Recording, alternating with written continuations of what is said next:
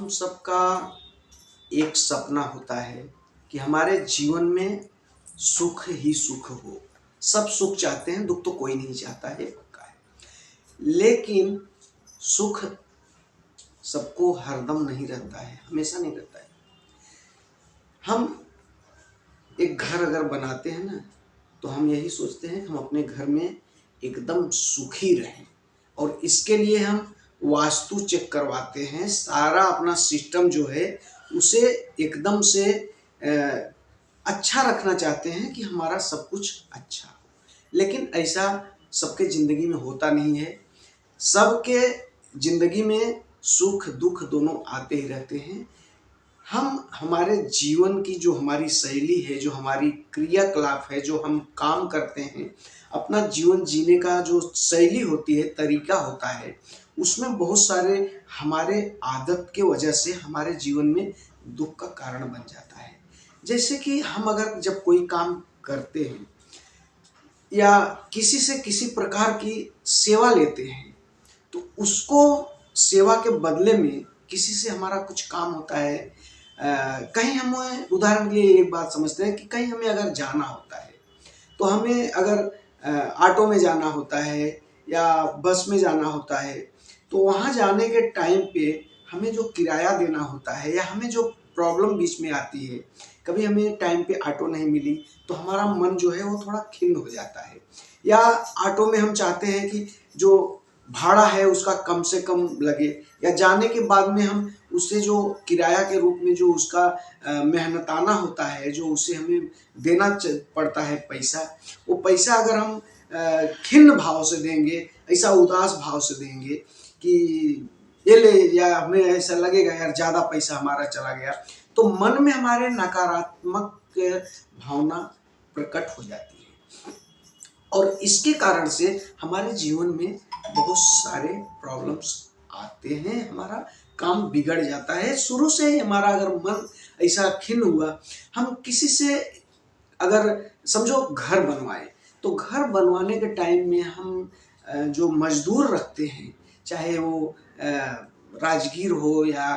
मजदूरी करने वाले लोग जो रहते हैं, तो उन्हें हम अगर उनकी मजदूरी देने के टाइम में आनाकानी करते हैं, या तो उसे हम थोड़ा ऐसा रखड़ा के देते हैं, या हमें दिल में ऐसा लगता है यार कि इतना पैसा हम इसको दे रहे हैं, तो ये सब बातें अगर हम दिल में रख के करेंगे, तो ये सबसे निगेटिव भावना, नकारात्मक भावना जो है हमारे मन में आ जाती है, और ये अपना असर हमारे जीवन के ऊपर छोड़ती है। तो हमें जिससे अगर कुछ किसी प्रकार से, किसी भी प्रकार की अगर हम उससे किसी से मेहनताना अगर मतलब ले रहे हैं, उसका पारिश्रमिक जो मजदूरी होती है, तो उसे अगर हम देने में जरा सा भी हमारे मन में अगर तकलीफ भाव से हम देंगे, तो हम चाह के भी हमारे साथ में तकलीफ जुड़ेगी ही जुड़ेगी। हमें अपना जो मन है, वो मन को पूरी तरह से एकदम साफ रखना चाहिए। किसी से अगर कुछ काम हम ले रहे हैं, देखिए कई तो ऐसे हमारे जो धार्मिक हमारे जो गुरु हैं, या धार्मिक हमारी जो पुस्तकें हैं जो हमें सिखाती हैं, तो बहुत सारे ऐसे धर्म हैं, लगभग लगभग सब धर्म यही बात बताते हैं कि किसी से अगर कोई सेवा अगर ली जाए, तो उसे हमें तुरंत उसका जो पारिश्रमिक उसका मेहनताना होता है उसे दे देना चाहिए। कुछ धर्म तो यहाँ तक कहते हैं कि मजदूर अगर मजदूरी आपके यहाँ किसी भी काम में अगर किया है, कोई भी आपका काम किया है, तो वो मजदूर का जो काम करने वाला व्यक्ति है, वो आपका काम करने में अगर उसका पसीना अगर उसके शरीर से निकला है, तो वो पसीना कहते हैं ना, वो धर्म, कई धर्म हमें ऐसे बात बताते हैं कि मजदूर का पसीना सूखने से पहले उसकी मजदूरी दे देनी चाहिए। तो इस प्रकार से हम अपने जीवन में अगर सुख चाहते हैं, तो हमें ये छोटी छोटी बातें जो है इस पे बहुत ज़्यादा हमें ध्यान देना चाहिए। किसी से कोई काम, किसी से कोई सामान, किसी से किसी भी रूप से अगर हम सेवा लेते हैं, मदद लेते हैं या सहायता लेते हैं, तो उसके बदले में हमें एकदम कहते हैं ना कि वो बिना किसी मतलब के, बिना किसी स्वार्थ के उसके प्रति हमें जो है आभार व्यक्त करके, आभार प्रकट करके उसका जो भी रूप में हम उससे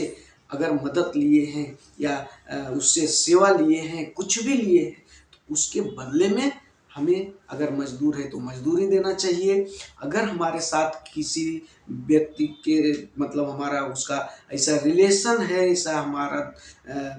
व्यवहार चल रहा है, लेन देन की बात है, तो वो सब में हमें एकदम निस्वार्थ जो है कि पेश आना चाहिए। तो ये छोटी छोटी बातों से हमारे जीवन में सकारात्मक ऊर्जा जमा होती है और ये हमारा जो है कि जीवन के निर्माण में, हमारे जीवन के सुख दुख में इनका बहुत अहम रोल होता है। तो दोस्तों, इस तरह से अगर हम सुखी रहना चाहते हैं, चाहे किसी भी रूप में, चाहे हम किसान हैं, अगर हम अपना अच्छी फसल चाहते हैं अपने खेती में, तो उसके लिए हमें, अगर हम जिससे बीज खरीदते हैं उसका भी पैसा हमें खुशी मन से देना चाहिए, खुश होकर देना चाहिए, क्योंकि हम उससे कुछ खरीदे हैं। हमारे खेत में अगर कोई मजदूरी कर रहा है तो उसकी जो मजदूरी है उसे भी हमें खुशी मन से देना चाहिए। या हम हर जीवन के हर बात पे एक बात लागू होती है, हर तरह से, चाहे हम अपने जीवन जीने के लिए कुछ भी चीज आवश्यकता की, हमारे जो भी हमारी आवश्यकता है उसकी पूर्ति हमें अगर किसी भी रूप में होती है तो उसके प्रति हमें जो है एकदम निस्वार्थ से उसका जो है कि उसके साथ में, जिसको वफादारी कहते हैं, पूरी तरह से हमें ईमानदार रहना चाहिए, वफादार रहना चाहिए